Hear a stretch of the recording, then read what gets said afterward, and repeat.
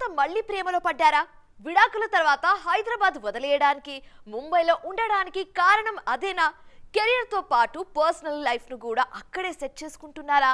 Sam సరికొత్త ప్రేమ కథలో నిజమెంత?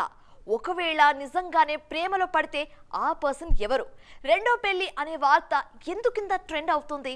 విడాకుల తర్వాత సమంత కాన్సంట్రేషన్ అంతా బాలీవుడ్ పైనే ఉంది. తెలుగు ఇండస్ట్రీకి రమ్మన్నా రావట్లేదు. పైగా సినిమాల కంటే ఎక్కువగా వెబ్ సిరీస్లు మాత్రమే చేస్తున్నారీమె. 2 ఏళ్ల కిందట విజయ్ దేవరకొండ ఖుషీ సినిమాలో నటించాక తెలుగులో కనిపించడమే మానేశారు శామ్. ప్రస్తుతం ఈమెపై క్రేజీ రూమర్స్ వస్తున్నాయి. కొన్నేళ్లుగా బాలీవుడ్ దర్శకుడు రాజ్ నిడుమూర్తో సమంత డేట్ చేస్తున్నట్లు ప్రచారం జరుగుతోంది. సమంత నటించిన ఫ్యామిలీ మెన్ 2, సిటాడెల్ సిరీస్లను తెరకెక్కించిన దర్శకుల్లో రాజ్ ఒకరు. మరో దర్శకుడు డీకే. ఈ ఇద్దరూ తెలుగువాళ్లు. కొన్ని రోజులుగా దర్శకుడు రాజ్ నిడుమూర్తో తరచూ జంటగా కనిపిస్తున్నారు సమంత. తాజాగా తిరుమలకు కూడా కలిసే వచ్చారు. ఆ మధ్య పార్టీలో కనిపించిన శామ్ రాజ్ జంట ఆ తర్వాత పికిల్ బాల్ అనే స్పోర్ట్స్ ఈవెంట్, కామన్ ఫ్రెండ్స్ పార్టీలోనూ కలిసే కనిపించారు. తాజాగా తిరుమలకు కలిసే వచ్చారు. ఈ ఇద్దరి ఫోటోస్ వచ్చిన ప్రతిసారి సోషల్ మీడియా ఊగిపోతుంది.